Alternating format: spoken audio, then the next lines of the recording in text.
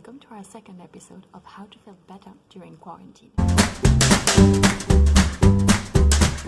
I'm a teacher and I really miss my students during school closures, and many of them have told me that it was equally difficult for them to cope with isolation. So they've actually inspired me to create short videos about simple, fun things to do that everyone can do from home while we're stuck at home to feel a little better, hopefully.